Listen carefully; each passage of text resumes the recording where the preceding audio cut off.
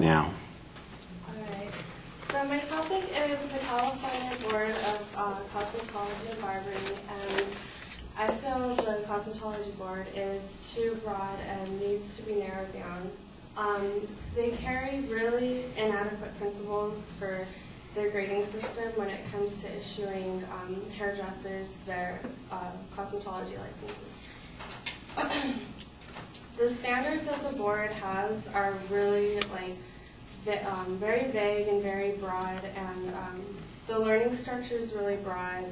The way the exams are graded is very based off of judgment from one person, so it's not really fair.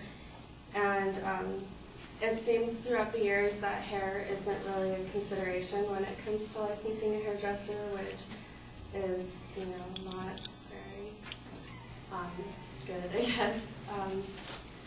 When I say the learning structure is too broad, I'm saying that the cosmetology license is one out of 3 licenses that the Department of Consumer Affairs issues. They issue licenses for nail technicians, for skin technicians, and for hair technicians, but the cosmetology license is the only one that covers the 3 of those. So students that wish to learn about hair are being taught 2 other subjects that don't really relate to hair at all. The principles they focus on in the college cosmetology classes are really inadequate because students could be learning ways to run businesses or new styles and techniques when it comes to hairdressing. They could be learning stuff like that, but instead they're being taught stuff about waxing and nails and stuff that has absolutely nothing to do with the scalp. And with today's constant change in fashion and style, it's smart to be up to date with new techniques and whatnot. Students who want to excel in hair, skin, and nails should be able to just get their licenses separately.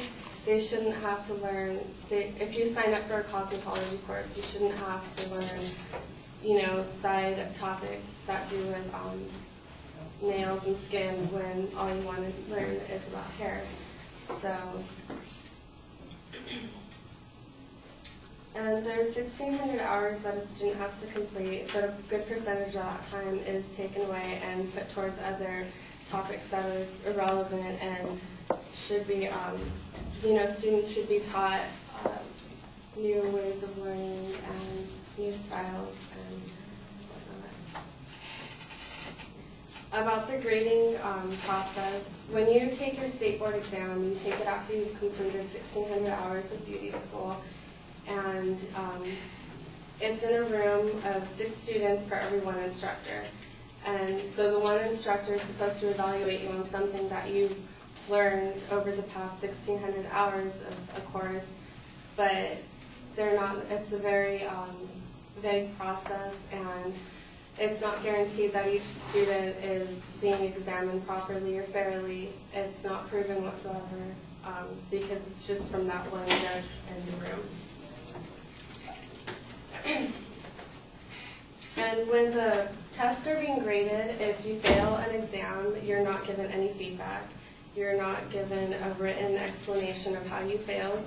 You're given a percentage of how bad you failed, but no feedback as to how you could improve, which really gets in the way of improving yourself to pass the next time you take the test. And lastly, hair isn't a consideration anymore for anybody at State Board.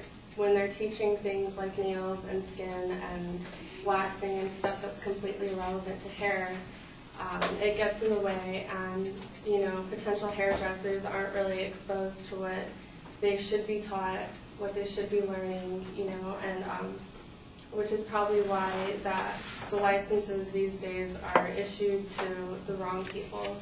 They're issued to people that can set up and please the state board judges properly, but not necessarily how well you're doing with the hair. You're not, you aren't being taught,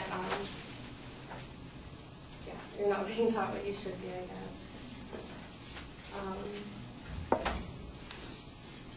So based off of the information provided, I'd say it's safe to say that the state board requirements are really out of date and insufficient, and you know, when hairdressers want to go take their exam and have completed their 1,600 hours, they should be able to pass and, you know, not have been wasted time with other subjects.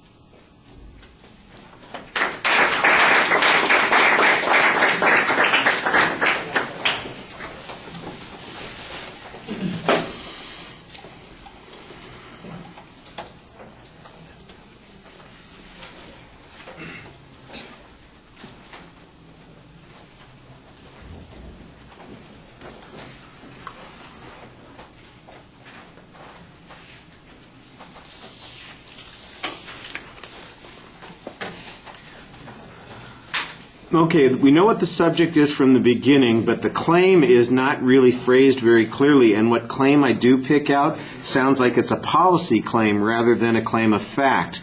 You need a stronger layout of what the secondary issues are going to be. You kind of give us an introduction and some background on the subject, but you never tell us what the supporting claims end up what they are that support the main proposition. I'm just getting random information that's being presented, and that needs to be a lot stronger for the organization of the speech. You do kind of explain a lot of background assumptions. I think we need better proof on this. So at most, we have some hypothetical examples. You refer to some factual data about the number of hours that are required and about what the licensing procedure is. You should be able to give us a citation on that. What does the code say? Where could I find this information to know, in fact, that you are telling us the truth? Even if it's just off of the California Board of Cosmetology website, you should be saying that it says that in order to be licensed, you have to have 1,600 hours of training and that you have to pass a test that includes all of these materials. It sounds like what you're saying is that the skin people and the nail people have separate tests, but the people who do hair have to do all three, skin, nail, and hair.